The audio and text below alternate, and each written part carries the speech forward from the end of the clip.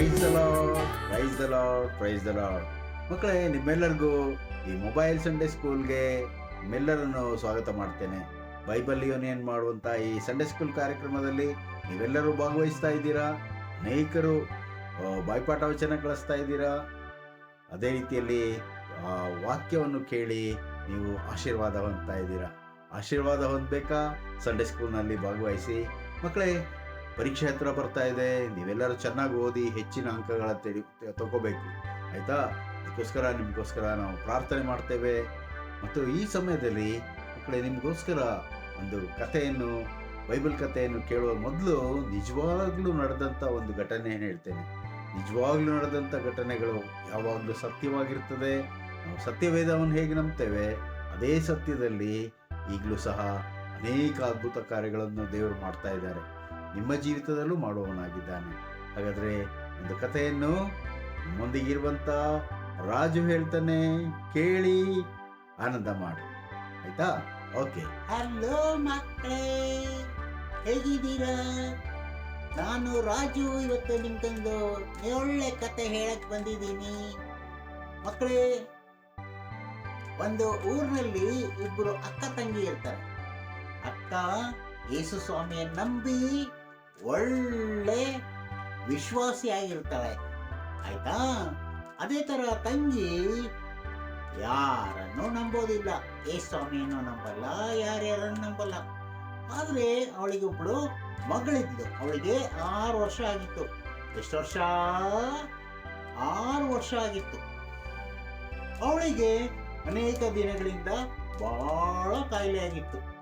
ಅದಕ್ಕೋಸ್ಕರ ಅವಳು ಏನ್ ಮಾಡಿದ್ಲು ಅಂತ ಹೇಳಿದ್ರೆ, ಡಾಕ್ಟರ್ ಹತ್ರ ಕರ್ಕೊಂಡು ಹೋಗಿ ತೋರಿಸುವಾಗ ಅವಳಿಗೆ ಏನಾಗಿತ್ತು ಗೊತ್ತಾ? ಮೂತ್ರಕೋಶದಲ್ಲಿ ಒಂದು ಗೆಡ್ಡೆ ಆಗಿದೆ ಅಂತ ಹೇಳಿ ಬಂತು. ಅಯ್ಯೋ, ಏನ್ ಮಾಡೋದಪ್ಪ ಅಂತ ಹೇಳಿ ಅವಳು ತನ್ನ ಅಕ್ಕನಿಗೆ ಹೇಳ್ತಾಳೆ. ಅವಾಗ ಅಕ್ಕ ಹೇಳ್ತಾಳೆ, ತಂಗಿ ನೋಡು, ನೀನು ಯೇಸು ಸ್ವಾಮಿಯನ್ನು ನಂಬಿ ಯೇಸು ಸ್ವಾಮಿ ಹತ್ರ ಪ್ರಾರ್ಥನೆ ಮಾಡಿ ಬೇಡ್ಕೋ, ಅವಾಗ ನೀನ್ ಒಳ್ಳೇದಾಗ್ತದೆ ಅಂತ ಹೇಳ್ತಾಳೆ. ಆಗ ಅಕ್ಕ ಏನ್ ಮಾಡ್ತಾಳೆ ಅಂತ ಹೇಳಿದ್ರೆ, ಓ, ಯೇಸು ಸ್ವಾಮಿಯನ್ನು ನಂಬೇಕಾ ಅಂತ ಹೇಳಿ ಬಹಳ ದುಃಖದಿಂದ ಪ್ರಾರ್ಥನೆ ಮಾಡ್ತಾಳೆ. ಯಾಕಂತ ಹೇಳಿದ್ರೆ ತನ್ನ ಮಗಳಿಗೆ ಏನಾಗ್ಬೇಕು? ಆ ಮೂತ್ರಕೋಶದಲ್ಲಿರುವಂತ ಗೆಡ್ಡೆ ಅದು ವಾಸಿಯಾಗಬೇಕು ಅಂತ. ಆಗ ಡಾಕ್ಟರ್ ಹೇಳ್ತಾರೆ, ಇನ್ನು ಕೆಲವೇ ದಿನದಲ್ಲಿ ಆ ಮಗಳಿಗೆ ಆಪರೇಷನ್ ಮಾಡಲಿಲ್ಲ ಆದ್ರೆ ಬೇಗ ಗುಣ ಆಗೋದಿಲ್ಲ ಅಂತ. ಆಗ ಈ ತಂಗಿ ಏನ್ ಮಾಡ್ತಾಳೆ ಅಂತ ಹೇಳಿದ್ರೆ, ಕಣ್ಣೀರಿಂದ ಏಸಪ್ಪ, ಏಸಪ್ಪ, ನೀನ್ ನನ್ನ ಮಗಳನ್ನ ಉಳಿಸ್ಕೊಡಪ್ಪ, ಅವಳ ಕಾಯಿಲೆಯನ್ನು ವಾಸಿ ಮಾಡಪ್ಪ ಅಂತ ಹೇಳಿ ಬೇಡ್ಕೋತಾಳೆ. ಆಗ ಒಂದು ದಿನ ಏನಾಗುತ್ತೆ ಅಂತ ಹೇಳಿದ್ರೆ, ಒಬ್ಬ ಬಿಳಿ ಬಟ್ಟೆ ಹಾಕೊಂಡಂತ ಒಬ್ಬ ವ್ಯಕ್ತಿ ಆ ಹಾಸ್ಪಿಟಲ್ ಅಲ್ಲಿ ಬಂದ್ಬಿಟ್ಟು ಏನ್ ಹೇಳ್ತಾನೆ, ನೋಡಮ್ಮ, ನಿನ್ ಪ್ರಾರ್ಥನೆ ದೇವರು ಕೇಳಿದಾನೆ, ನಿನ್ ಮಗಳಿನ ಕಾಯಿಲೆ ಗುಣ ಆಗತ್ತೆ ಅಂತ ಹೇಳಿ ಹೋಗ್ತಾನೆ. ಯಾರಂತ ಹೇಳಿ ಈ ತಂಗಿಗೆ ಗೊತ್ತಾಗೋದೇ ಇಲ್ಲ. ಆದ್ರೆ ಅವಳು ಸಹ ಬಹಳ ಪ್ರಾರ್ಥನೆ ಮಾಡ್ತಾಳೆ, ಕಣ್ಣೀರಿಂದ ಪ್ರಾರ್ಥನೆ ಮಾಡ್ತಾಳೆ. ಆಮೇಲೆ ಏನಾಗತ್ತೆ ಗೊತ್ತಾ? ಮಾರನೇ ದಿನ ಡಾಕ್ಟರ್ ಬಂದು ಆ ಮಗುವನ್ನು ಪರೀಕ್ಷೆ ಮಾಡುವಾಗ ಮೂತ್ರಕೋಶದಲ್ಲಿರೋ ಗೆಡ್ಡೆ ಇಲ್ಲೇ ಇಲ್ಲ. ಇಂಥ ಆಶ್ಚರ್ಯ ಅಲ್ವಾ ಮಕ್ಕಳೇ? ನೀವು ಪ್ರಾರ್ಥನೆ ಮಾಡಿದ್ರೆ ದೇವರು ನಿಮ್ಮ ಪ್ರಾರ್ಥನೆಯನ್ನು ಕೇಳಿ ನಿಮ್ಮ ಕಾಯಿಲೆಯನ್ನು ಗುಣಪಡಿಸ್ತಾನೆ. ನಿಮ್ಗೆ ಇಷ್ಟ ಇರುವಂತ ಯಾರೇ ಇರಲಿ, ಅವರ ಪ್ರಾರ್ಥನೆಯನ್ನು ಕೇಳಿ ಕಾಯಿಲೆಯನ್ನು ಗುಣಪಡಿಸ್ತಾನೆ. ಪ್ರಾರ್ಥನೆ ಮಾಡ್ತೀರಾ ಮಕ್ಕಳೇ? ಓಕೆ, ರಾಜು ಹೇಳ್ತಾನೆ, ಬಾಯ್ ಬಾಯ್, ಟಾಟಾ. ಯೆಹೂದ ರಾಜನಾದ ಆಹಾಜನ ಮಗನಾದ ಹಿಜ್ಕೀಯನು ಆಹಾಜನ ನಂತರ ಅರಸನಾದನು. ಇವನು ಪಟ್ಟಕ್ಕೆ ಬಂದಾಗ 25 ವರ್ಷದವನಾಗಿದ್ದನು. ಹಿಜ್ಕೀಯನು ತನ್ನ ಆಳ್ವಿಕೆಯಲ್ಲಿ ಜನರು ಯೆಹೋವ ದೇವರಿಗೆ ವಿಧೇಯರಾಗಲು ಪ್ರೇರೇಪಿಸಿದನು. ಆದರೆ ಕೆಲವು ಕಾಲಗಳ ನಂತರ ಆತನು ಕಾಯಿಲೆ ಬಿದ್ದನು. ದಿನ ಕಳೆದಂತೆ ಅವನು ಬಹಳವಾಗಿ ಸೊರಗಿ ಹೋದನು. ಕಾಯಿಲೆಯು ಹೆಚ್ಚಾಗುತ್ತಾ ಹೋದಂತೆ ಜನರು ಆತನು ಸತ್ತು ಹೋಗುತ್ತಾನೆಂದು ತಿಳಿದರು. ಕರ್ತನು ಪ್ರವಾದಿಯಾದ ಯೆಶಾಯನನ್ನು ಅವನ ಬಳಿಗೆ ಕಳುಹಿಸಿದನು. ಯೆಶಾಯನು ರಾಜನಾದ ಹಿಜ್ಕೀಯನನ್ನು ಸಂಧಿಸಿ ಹೀಗೆ ಹೇಳಿದನು, ನಿನ್ನ ಮನೆಯ ವಿಷಯವಾಗಿ ವ್ಯವಸ್ಥೆ ಮಾಡು, ಯಾಕೆಂದರೆ ನೀನು ಉಳಿಯುವ ಹಾಗಿಲ್ಲ, ಸಾಯಬೇಕಾಗಿದೆ ಎಂದು ಯೆಹೋವನು ಅನ್ನುತ್ತಾನೆ ಎಂದು ಹೇಳಿದನು. ಇದನ್ನು ಕೇಳಿದೊಡನೆ ಹಿಜ್ಕೀಯನು ಮೋರೆಯನ್ನು ಗೋಡೆಯ ಕಡೆಗೆ ತಿರುಗಿಸಿ, ಯೆಹೋವನೇ, ನಾನು ನಂಬಿಗಸ್ತನಾಗಿಯೂ ಯಥಾರ್ಥ ಚಿತ್ತನಾಗಿಯೂ ನಿನಗೆ ನಡಕೊಂಡು ನಿನ್ನ ದೃಷ್ಟಿಯಲ್ಲಿ ಒಳ್ಳೆಯದನ್ನೇ ಮಾಡುವವನಾಗಿದ್ದೇನೆ ಎಂದು ನೆನಪು ಮಾಡಿಕೊ ಎಂದು ಪ್ರಾರ್ಥಿಸಿ ಬಹಳವಾಗಿ ಅತ್ತನು. ಯೆಶಾಯನು ಅರಮನೆಯನ್ನು ದಾಟುವುದಕ್ಕೆ ಮೊದಲು ಯೆಹೋವನು ಅವನಿಗೆ, ನೀನು ಹೋಗಿ ನನ್ನ ಪ್ರಜೆಗಳ ಪ್ರಭುವಾಗಿರುವ ಹಿಜ್ಕೀಯನಿಗೆ, ನಾನು ನಿನ್ನ ಪ್ರಾರ್ಥನೆಯನ್ನು ಕೇಳಿದ್ದೇನೆ, ನಿನ್ನ ಕಣ್ಣೀರನ್ನು ನೋಡಿದ್ದೇನೆ, ನೀನು ಗುಣ ಹೊಂದಿ 3 ದಿನದಲ್ಲಿ ನನ್ನ ಆಲಯಕ್ಕೆ ಬರುವಿ. ಇದಲ್ಲದೆ ನಿನ್ನ ಆಯುಷ್ಯಕ್ಕೆ 15 ವರ್ಷ ಕೂಡಿಸಿಕೊಡುತ್ತೇನೆ. ನಿನ್ನನ್ನು ನಿನ್ನ ಪ್ರಜೆಗಳನ್ನು ಅಶ್ಶೂರ್ಯರ ಅರಸನ ಕೈಗೆ ಬೀಳದಂತೆ ತಪ್ಪಿಸುವೆನು ಎಂದು ಹೇಳಿದನೆ.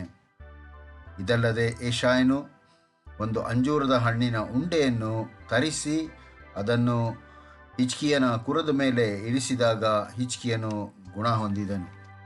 ಹಿಜ್ಕೀಯನು ಯೆಶಾಯನನ್ನು ಕುರಿತು, ಯೆಹೋವನು ನಿನ್ನನ್ನು ಗುಣಪಡಿಸುವನೆಂಬುದಕ್ಕೂ ನೀನು ನಾಡಿದ್ದು ಆಲಯಕ್ಕೆ ಹೋಗುವನೆಂಬುದಕ್ಕೂ ಗುರುತೇನೆಂಬುದಾಗಿ ಹಿಜ್ಕೀಯನು ಕೇಳಲಾಗಿ, ಅವನು ಯೆಹೋವನು ನುಡಿದದ್ದನ್ನು ನೆರವೇರಿಸುತ್ತಾನೆ ಎಂಬುದನ್ನು ಯೆಹೋವನಿಂದ ನೀನು ಗುರುತನ್ನು ಕೇಳುತ್ತೀಯೋ?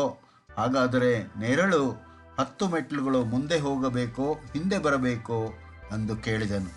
ಹಿಂದಿನ ಕಾಲದಲ್ಲಿ ಸಮಯ ನೋಡಲು ಜನರು ಮೆಟ್ಟಿಲುಗಳ ನೆರಳನ ಗುರುತನ್ನು ನೋಡುತ್ತಿದ್ದರು. ಹಿಜ್ಕೀಯನು ನೆರಳು ಮುಂದೆ ಹೋಗುವುದು ಸುಲಭ, ಆದುದರಿಂದ 10 ಮೆಟ್ಟಿಲು ಹಿಂದೆ ಬರುವಂತೆ ಮಾಡು ಎಂದು ಹೇಳಿದನು. ಆಗ ಪ್ರವಾದಿಯಾದ ಯೆಶಾಯನು ಯೆಹೋವನಿಗೆ ಮೊರೆ ಇಡಲು ಆತನು ಆಹಾಜನ ಸೋಪಾನ ಪಂಕ್ತಿಯಲ್ಲಿದ್ದ 10 ಮೆಟ್ಟಿಲುಗಳಿಂದ ಮುಂದೆ ಹೋಗಿದ್ದ ನೆರಳನ್ನು ಹಿಂದೆ ಬರುವಂತೆ ಮಾಡಿದನು. ಮಕ್ಕಳೇ, ದೇವರು ಅದ್ಭುತ ಕಾರ್ಯಗಳನ್ನು ಮಾಡುವಂಥ ದೇವರು. ಆತನು ಸೃಷ್ಟಿಕರ್ತನಾಗಿರುವುದರಿಂದ ಸೃಷ್ಟಿಯ ಮೇಲೆ ಆತನು ಅಧಿಕಾರ ಹೊಂದಿದಂಥ ದೇವರು. ಹಾಗಾಗಿ ಮಕ್ಕಳೇ, ಆ ನೆರಳು ಹಿಂದೆ ಹೋಗಿ ಸಮಯ ಹಿಂದೆ ಹೋಯಿತು ಎಂಬುದನ್ನು ನಾವು ಕಾಣುತ್ತೇವೆ. ಪ್ರಿಯ ಮಕ್ಕಳೇ, ನಿಮ್ಮನ್ನು ನೀವು ಸಹ ಕಣ್ಣೀರಿನಿಂದ ಪ್ರಾರ್ಥನೆ ಮಾಡುವುದಾದರೆ ಯಾವುದೇ ವಿಷಯಕ್ಕೆ ದೇವರು ಅದಕ್ಕೆ ಉತ್ತರ ಕೊಡುತ್ತಾನೆ, ಆ ಸಮಸ್ಯೆಯನ್ನು ಬಗೆಹರಿಸುತ್ತಾನೆ ಮತ್ತು ನಿಮ್ಮನ್ನು ನಂಬಿಕೆಯಲ್ಲಿ ಬಲಪಡಿಸುವಾತನಾಗಿದ್ದಾನೆ. ಹಾಗಾದರೆ ಪ್ರಾರ್ಥನೆ ಮಾಡೋಣ. ಪ್ರೀತಿಯುಳ್ಳ ನಮ್ಮ ತಂದೆಯ ದೇವರೇ, ಹಿಜ್ಕೀಯನ ಕಣ್ಣೀರನ್ನು ನೋಡಿ ಆತನಿಗೆ ಸದುತ್ತರವನ್ನು ಕೊಟ್ಟಂಥ ದೇವರೇ, ಆತನಿಗೆ ಆಯುಷನ್ನು 15 ವರ್ಷಗಳ ಕಾಲ ಹೆಚ್ಚಿಸಿದಂಥ ದೇವರೇ, ಈ ಸಮಯದಲ್ಲಿ ನಾವು ಮಾಡುವಂಥ ಪ್ರಾರ್ಥನೆ, ಮಕ್ಕಳು ಮಾಡುವಂಥ ಪ್ರಾರ್ಥನೆ, ಇವುಗಳೆಲ್ಲವನ್ನು ಕೇಳಿ ಸ್ವಾಮಿ ನೀವು ಸದುತ್ತರವನ್ನು ದಯಪಾಲಿಸಿರಿ, ಮಕ್ಕಳನ್ನು ಆಶೀರ್ವದಿಸಿರಿ. ಈ ಸಮಯದಲ್ಲಿ ಮಕ್ಕಳು ಪರೀಕ್ಷೆಗಾಗಿ ಸಿದ್ಧಪಡಿಸಿಕೊಳ್ಳುವಾಗ ಅವರಿಗೆ ಹೆಚ್ಚಿನ ಜ್ಞಾನ ವಿವೇಕಗಳನ್ನು ಕೊಡಿರಿ, ಹೆಚ್ಚಿನ ಅಂಕಗಳನ್ನು ತೆಗೆದು ತೇರ್ಗಡೆಯಾಗುವಂತೆ ಮಾಡಿರಿ. ಈ ಪ್ರಾರ್ಥನೆಯನ್ನು ಯೇಸುವಿನಲ್ಲಿ ಬೇಡಿದ್ದೇವೆ ತಂದೆಯೇ, ಆಮೇನ್.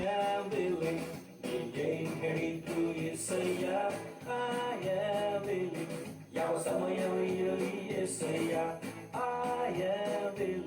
ನೀ ಹೇಳುವಲ್ಲಿ ಹೋಗುವೆ, ನನ್ನ ಜೀವಿತ ಎಂದೆಂದು ನಿನಗೆ ಹೋಗುವೆ. ನೀ ಹೇಳಲು ನಿಲ್ಲುವೆ, ನೀ ನಿಲ್ಲಲು ಚಲಿಸುವೆ, ನಿನ್ನಾತ್ಮದೊಂದಿಗೆ ನನ್ನ ಹೃದಯ ಮನಸ್ಸು ನಿನ್ನದೇ. ನಾನು ನಿನ್ನವ ಎಂದಿಗೂ ಮಿಂಚುವೆ ಎಲ್ಲೆಲ್ಲಿಯೂ, ನನ್ನ ಜೀವಿತ ಎಂದೆಂದು ನಿನಗೆ. ಹೀಗೆ ಹೇಳಿದ್ರು యేసయ్య, ಯಾವ ಸಮಯವಿರಲಿ యేసయ్య, ಹೇಳುವಲ್ಲಿ ಹೋಗುವೆ, ನನ್ನ ಜೀವಿತ ಎಂದೆಂದು ನಿನಗೆ.